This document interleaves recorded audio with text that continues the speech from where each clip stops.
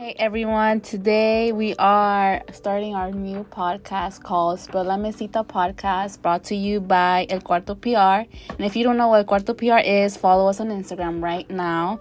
But today we have Michelle, Rachelle, Valeria, and Lizbeth. For today's episode, we will be talking about who we are, why we started this podcast, and why we named it. And we're going to speak about how each member of today's podcast episode met, and also one of our most important events so far as part of El Cuarto PR, which is Eslabon Armado, came to Baruch College last spring. And we still talk about it because it was so important to us. And we're still kind of like understanding how did it all happen, because we haven't had the chance to debrief. No, we haven't. Yeah, it really is. This is our debrief, our session. Yeah, this is our debrief, guys. really Let's is. debrief together.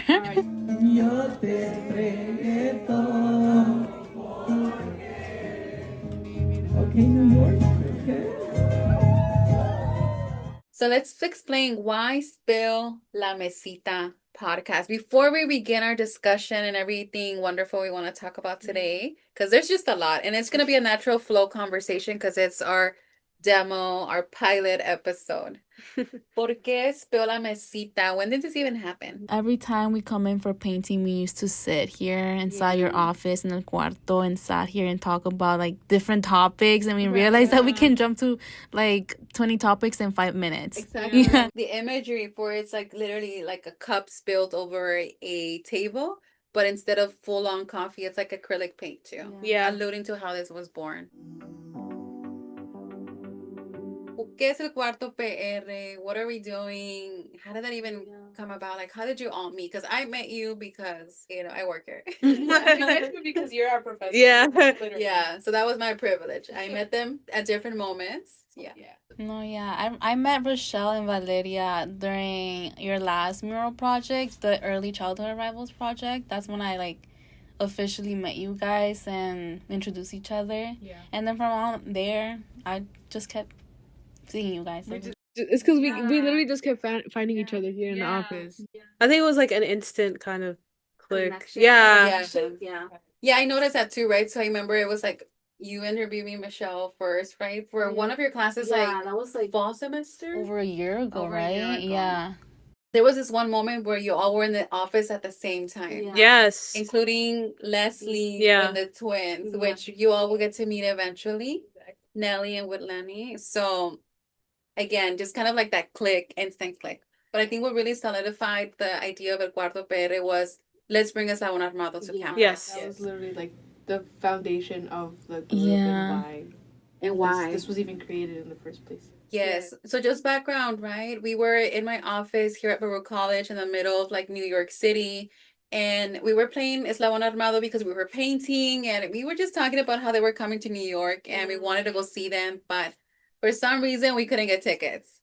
And then we're like, what if we just bring them here? Like, how do we invite them here? Yeah. One of the few people that kind of started the idea, it was Sergio. Yeah. Because he's a big Eslabon Armado fan. Leslie's boyfriend, by the way, That's guys. Leslie's boyfriend, by the way. Shout out Sergio. Shout out Sergio. But yeah, he was the one that kind of was like, okay, like it would be crazy to like bring him, and then we kind of just backed off his idea, and You guys did it. Because the first time I saw something related to Eslabon Armado that you guys were creating was the video of you, Rachel, in the outside of campus in the plaza. Inviting Eslabon to come. And then I think it got, well, how many views did it get? Like a lot. It's still getting views right now. Yeah. Like, it's still getting numbers. Yeah. The insights. Yeah. No, And it got it's something that's special about this group specifically. That's why I was like, okay, great. Everyone's so driven. When we say we want to do something like today, we're like, we're going to record our podcast episode today because for way too long. It was long overdue. Long overdue. April. So this project called El Cuarto PR was born April of 2025. Yeah. In my office at Baruch College. And I remember that day was a Thursday. there was a faculty versus student game. Oh, really? Right after that, We sat on our laptops and we're like, okay, let's start this. And we created the emails, the Instagram, all in one day. all in one day, and we recorded our first video inviting Eslabon Armado. So we're gonna insert that video inviting them to New York and to come meet our students and just literally inspire us. Let's listen to a section of that video. Where's Rachelle? I wonder why she's crying. What are you listening to? Eslabon's new album. But why are you so sad? Because I didn't get tickets to their concert in Times Square. Wouldn't it be cool if they came to Baruch? That would be a dream come true. Los esperamos. Super, super random. I pulled up the numbers because I need to know. I need to know. Or no, the people need to know. Yeah, the people need to know. The TikTok got 42.6K views. That's really good. 42.6K. Our second one, it got 17K. But also the one that when we already had finalized the event, it also blew up. Let's revisit that video. Leslie, it's for you. Are we leaving? No, I got a gift for you. For you. Oh my god, what is it? Stop. I already know what this is. Happy anniversary. Oh, thank you. Oh my god, this is gonna be perfect when Eslabon comes to Peru. So we did 3 videos before the event happened, and then one after, kind of like alluding to who we want to bring next.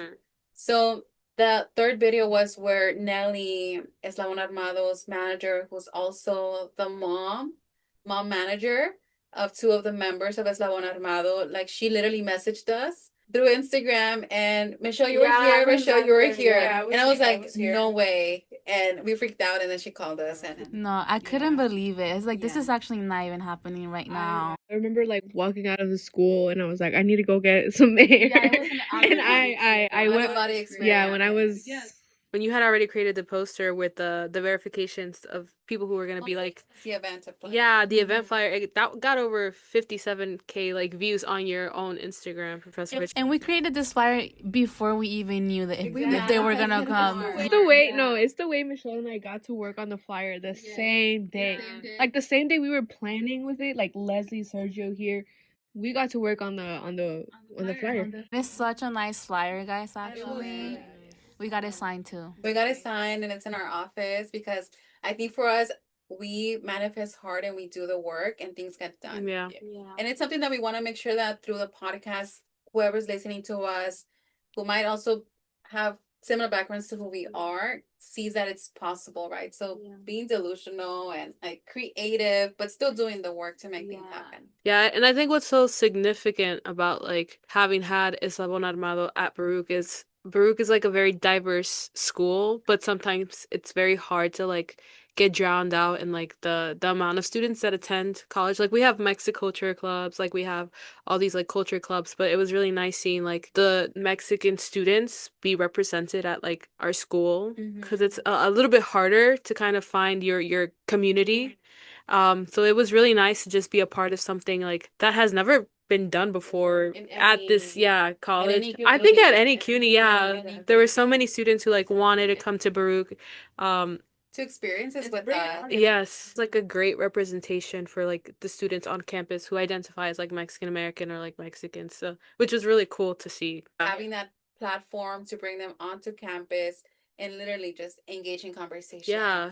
I think that was so meaningful, not only for our students, because we also had the chance to invite other students in high schools and throughout different CUNYs and SUNY as well, and literally allow for others to have this experience with us, which was such a quick turnaround time. And I'm happy that it was made possible. Yeah. Again, going back to like the possible, impossible, that kind of stuff. I feel like because of that event, I guess all of us, we were able to learn that impossible is just really just a word, to be honest. Right. Yeah. And going back to like El Cuarto PR and how this came to be, every time we pulled a chair to the table, Right. ideas were created, barriers were broken. So it just comes to show the power of what it means to have a community and what it means to be surrounded by people who are just as motivated and highly driven as you are, and that just kind of motivates you you motivate, like that motivates you. Everybody gets motivated. Sticky note. We'll So post it it's on just- social media. So you Yeah, can we see literally it. wrote a note of how like this was gonna happen. We still have the note to this day. So let's think about this, right? Why is Eslabon Armado? Is it just the fact that because they were coming to New York? What is it that they represent for us? And then maybe we could say, which is your favorite song? Because, you know, we love Eslabon Armado. And I think we're not even talking about this. We got invited to the concert. Oh yeah. Yeah. So Nelly, I highly appreciate her. She gave me 100 tickets Wow. to take students. Muchas gracias por venir esta noche. Todo Eslabon Armado. Muchísimas gracias por venir esta noche. Les quiero mucho, Nueva York.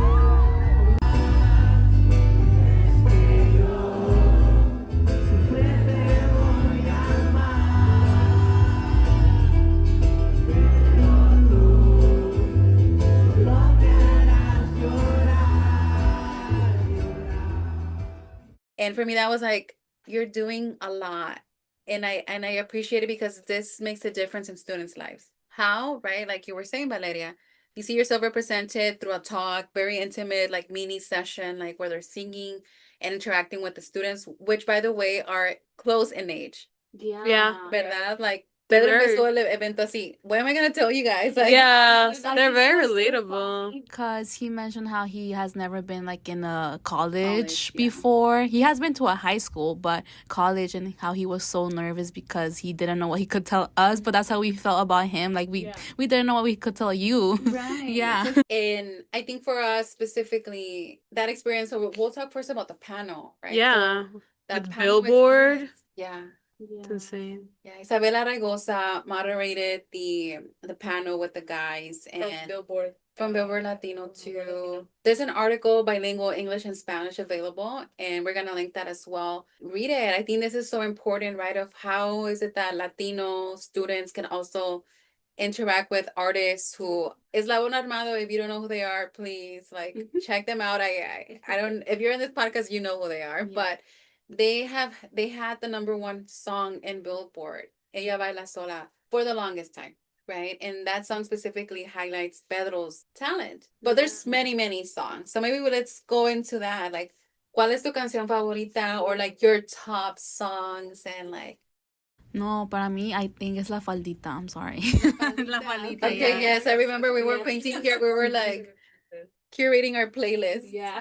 I mean, I definitely have multiple songs, but I really like Hasta la Muerte Oh, from yeah, his that- Nostalgia album. That one's, I don't know, there's just something about it. Like when the album first came out, and that was one of the songs that I would keep on replaying. I still listen to it, so I think it's Right. like something that's timeless, honestly. And then from his newest album, I really like Esa Noche, which he sings with Macario Martinez, which is also like another amazing Oh my story. We got to see the TikToks, the videos of him being vulnerable and saying, "This is my music, this is my profession right now, but I'm gonna dream." Yeah. What's my favorite song? I had to like kind of search up the songs because I couldn't think of one on the spot. But looking through here, this is the one I kind of listened to the most during the pandemic. When this album Cortavenas came out, 2020. That was like peak pandemic, so everybody was home. But the one I listened to the most was Ando Más Que Mal. Oh, yes. Oh my God, How did we yes. I was listening to that song literally yesterday, and I was talking to my sister how like he's so good at transmitting his feelings. Like you can literally feel He his has a cancer. I just want to say that. We Googled that. No, and as a Cancer, I'm like, I get him. I know what he's trying. I'm not even listening to the lyrics right now, but I feel the feelings that he was feeling when he was writing this song. So that's why I think I really look up to him. That he's able to like transmit feelings. Shout out Iván Cornejo because the song La Curiosidad. Someone else, right, that we admire as well. Someone else, who's also able to transmit really good through his music. But going back to Eslabon, their songs, their songs are just unreal. And it's also Hasta la Muerte. I think for me that's like my iconic song. But I also like those songs that talk about like, hey, I came from nothing and I'm willing to work for whatever I need. So La Perrier, that's like my anthem. But I also like Baby. So Baby was actually my first song, de Eslabon Armado. And I'm like, this is the most beautiful song I've ever heard. And still to today, like I stick to it. Like esta canción a mí me gusta mucho because it's very like obviously talks about love, but in a way that, like you said, Michelle, he expresses his emotions Yeah. and you feel it. You're like, my God, this guy loved whoever he wrote this for. Yeah. So I think that's what we love about Eslabon. And of course the family story, the parents being part of the group and their team and their growth. And just kind of seeing how that reflects to our own families. No, They just feel really authentic. And yeah, that's what I loved about them. They really seem authentic, real. I think also like they're again going back to their visit here, just emphasizing heavily on the idea that college is more than just exams and classes and papers and all of that. It's about culture, connection, and building that space between like with our community. And like Valeria mentioned earlier, how having like a group of like that show up to, even if it's just like a small group of like 50 Mexican kids, it's special because you've never seen that in any other CUNY school. Doubt you see that in a SUNY, but you know it's we're the CUNY system. A bunch of CUNY schools are here in the heart of New York City, right? So we're known, again, New York is known to be Puebla York. I don't know, shout out Puebla. But no, not just Puebla. You know, multiple other states. But I'm like Jalisco. I think I'm the only one from. but it goes back to every Mexican state. Shout out every Mexican state, bro. If you're from Mexico, shout out to you. Shout out to you, bro. You won in life. But that's really what it like they were able to transmit that day. Like, super proud to be Mexican. Yeah. Because again, cantan en español. Exactly. Yeah. So it was cool to see a bunch of other people that are not Mexican, you know, support, connect, and just vibe that day. Because, I mean, you know, Michelle and I, Valeria, Leslie, we were all front row. Yeah. So being front row, like it was just crazy. It was and crazy. they recognize us too. Yeah, you guys. Yeah, he pointed at us. I was like, no, like I didn't know what to do. I wanted to turn around. I wanted to like, but it was all in all, I think it was such an amazing experience, and I'm really glad that we were able to pull this off because it's. I mean, to be honest, El Cuarto PR wouldn't even exist without that event. Yeah. Without that event. Yeah, no, it would not. No, it wouldn't. And I think this is something that also, I think you brought up an interesting point, right? When we think of college, people think you have to get the straight A's, you have to do all of these things, but it's also the memories that help build who you are, right? So bringing events like this to a campus that is literally known for its business school. Yeah. And there are Mexican students here because, I mean, you're here. Yeah. There's Mexican faculty, like super short numbers in that. And I think for me, as a Chicano studies professor, border studies, that also comes from California, like for me, it's also important to say, hey, like I love Eslabon Armado. And I could tell you the first time that I thought of this was a year before it happened. So I went to a Mexican restaurant who, I'm telling you, everything is manifested full circle. It's Tacos Times Square. Right Shout on out 27th. Times Square. Shout out.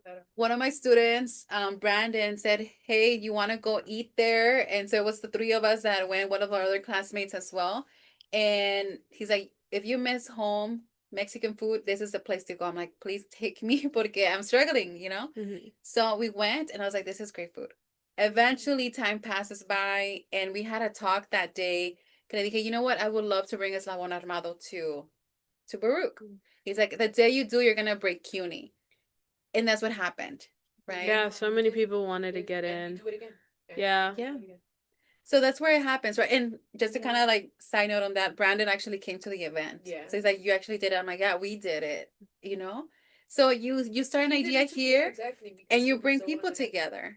Yeah. So I will always say dream the unimaginable, but still do the work because that's how you get things done.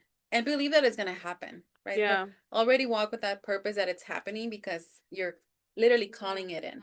Or already walking like you are that person or doing the thing that you want to do because then that's how it gets done, I think. Like already putting your mind into it, like and incorporating it. Exactly. And I think this is where we haven't had the time to debrief, right? So we started the podcast saying that we haven't had the time to like gather as members because many of our members, literally like everyone graduated ¿verdad? Yeah. Y era everyone. everyone, but, you know. Not yet. But again, it's just kind of this idea of like, when did we have a chance to enjoy, like full on between each other? Yeah. Como Yeah, we Taking really like taking everybody into consideration, the ones that Yeah. graduate, just wanting to hear from them, like, because they're done, like they're gone. Yeah, and life starts. Well, not gone because Valeria's back. He's like, I was summoned. Yeah. No, Summoned by basically. pain. So let's go back there. The reason why all of you ended up in this office was because that semester we were painting a mural. Yeah. Before that, a year before, we were painting another mural. That's where Michelle was here. And I started seeing students who were more like into the project. And I was like, okay, cool. Then they started meeting each other with the U.S. Child Arrivals mural project. And I think for me, that's where like the paint, I guess, art kind of together. touching on that, like, you saying that, like, the first mural, you were able to see a couple students here and there, Yeah. Starting to show interest. And then the next mural, you saw full interest. Oh, yeah. As, I guess, they were here day I guess, and night. like, as a Yeah. professor, kind of in a way asking you, Mhm. as a professor, how does that, like, I guess, how does that make you Right. feel, because these are your Yeah. projects. Yeah, like, how does that make you Yeah. feel Mhm. seeing the difference from the first mural to the second mural and future mural? I think for me, like El Paso del Norte was kind of like, for me, a test run just to see, okay, is this gonna land the correct way with students? Because we live in a very horrible world right now, at least for immigrant rights. But the way the students responded to the stories of that mural, so that mural is installed in Ciudad Juarez, but it consists of 13 stories of contemporary U.S. immigration narratives. So people seeking asylum, family separation, deported veterans. All of these stories, students were able to engage with them in classes. And to be able to participate in painting the portraits alongside other veterans. So we had actually one of them visit us here in New York, which is Jean Dorsonville. Mm-hmm. So for me, that was like, I still think about that moment where he was painting with the twins and they're all Haitian. And for me, it's like, okay, like you care about his story because he's a human, but that link to your roots also helps. So that's where I started identifying the twins as my, like, okay, they care about this. They've been my students since I landed in New York, right? And then they have been with me for 2 years. Mhm. And then I started seeing other students. So for me, it's just like, okay, my work is important to me, but it's also translating to others. So it's like you're planting seeds here and there. And then those seeds grow. And I think this office is blessed because a lot of things that we say we're going to do, we do them. Yeah, and everybody says how they love your office, how cozy it is. Yeah. If you guys were to see this office, You'll be like, we need to organize first, but But no organizing, because it's all about the energy, guys. That's like, I guess that's like what makes people drawn to your office. Yeah, The cozy vibes and everything. Like the culture, if you guys were to see this, there's posters right now. There's like a bunch of portraits. But on a good day. We have a whole ghost here too who like turns the lights on and off. So they want to be here too. They want to talk to y'all, but again, the office or the office, your office, El cuarto. our office. It kind of has like parts and like bits of not only what you do as a professor, but who you are. It has stuff from like I somehow every time I sit here, because somehow every time that I sit down, every time I look up, the first thing I see are your degrees. Oh yeah, those little things. So those little things. Little. No. But yeah, no. The first thing I always see are your degrees. So I guess as first gen, as we come in, when we see that, it's like super. I don't know. It's just super inspiring because it's just like, damn, like we're gonna have one like that. So it's not only for us, but for everybody that walks through that door. Now I get the chance to be who I needed growing up, or like in grad school specifically, because, and I could tell you, I love corridos and I'll stand by them, and like that's my passion, corridos. And when I was in grad school, I went to a conference in Mexico. I'm not gonna say names, pero fui a esta conferencia, and one of my colleagues literally called me out. She's like, "You're an intellectual, smart woman. Why do you listen to corridos?" Wow. in the moment, like her condescending tone towards corridos and her, yeah, she thought, but now she's wrong. Pero the way that like she came at me so violently, like, I'm like, first of all, Like, no need to do that. no need to do that. We could have a very educated talk about this, but we were literally at a conference about corridos, and for me, it's like the way your tone of and everything, the way that you're thinking about this, you're literally saying that people that like corridos are this type of way. Yeah. Like, not smart. Yeah, or gente que no tiene cultura, etc., etc. And I'm like, you're not only judging me, you're judging my parents, you're judging my grandparents, every person that I know. So for me, that was like, you know what? Like, why do people hate corridos so much? Right? When you know the genesis of how corridos began in Mexico, for example. So this is where in my classes I incorporate corridos. And when we were painting, I was like, you know what? Todos los que estaban aquí adentro eran mexicanos. Let's play Eslabon Armado. Like, that was my first pick. Eslabon Armado. Leslie came in one day and she's like, so we saw each other like consecutively that week for some reason. And she said, hey, Sergio wants to know if he could talk to you about Eslabon Armado. And I was like laughing. I was like, what do you mean? I'm like, yeah, of course he could come and talk about Eslabon Armado. Because I think he had just bought a jersey, like a t-shirt, like merch, and then started bringing it to school and stuff. So this is where, again, seeing, like you said, like cultural references allows for students to say, okay, Yeah. I could trust her. I could ask her, do you care about this? We You know? just show up with what we like. You know, Yes. like, feel, I guess, building that safe space for us too. The same thing for me, right? Like I get to learn about other things too. Because we're not that far from age, but different generations, if you think about it, right? So that gap is also something that we could work with, right? Of like, I learn, you learn. We learn with each And other. we walk together. Yeah. So let's think about what's next for us. One of the goals we all have is to bring other guests. Who, Can we? Do we want to share who or los alamos? Los alamos. That's a surprise. You'll figure it out when they're on the podcast. Yeah, but definitely recommend people. Yeah, who do you guys want to see? What do you guys want to talk about? Because we have so many topics. We can talk about 20 topics. And we're open more than anything to also invite our other members to speak about this Eslabon Armado event. Yeah. Because for us, we still have to like literally break it down because we've had other schools reach out to us asking, how did you do it? So we're more than willing to share because I think that's what we're all about. Sharing that knowledge and having others enjoy. One thing we don't do is gatekeep here. Oh, Yeah. No. We don't know we're not gatekeep. ¿Qué es eso? We don't know that. And yeah, so there's other things that we've done. We're currently doing a campaign to invite one of our other like dream people to New York. And that would be for the second version of the first Mexican American graduation at Baruch. Yeah. So second year doing it. And we really would love to have her because she stands for everything we are. And just to kind of give you a hint, she goes with this idea of being a 200%er. We would love it. So we're working on that. And it's gonna happen. Yeah, Right? that's believe Yeah, it's it's gonna going to happen. happen. We're manifesting hard for it. That was good. That was You know what, good. at the beginning, It was a little yeah. we just start recording. Yeah. I think we should just record like just hit our conversation and then edit it out. Just come in here. Recording started. Yeah. walk into the fucking department. Hey. Walk into Knocking. That's what vloggers were. Yeah, they just like start. We should do segments like that. You wanna know something funny? So the time is 8:08. Yeah. They say the number 8 can mean different things depending on the context, including being a symbol for infinity, power, and success. So you know the infinity symbol, the 8? Yeah. When you have 808 is 16, and then 1 plus 6 is 7. 6, 7.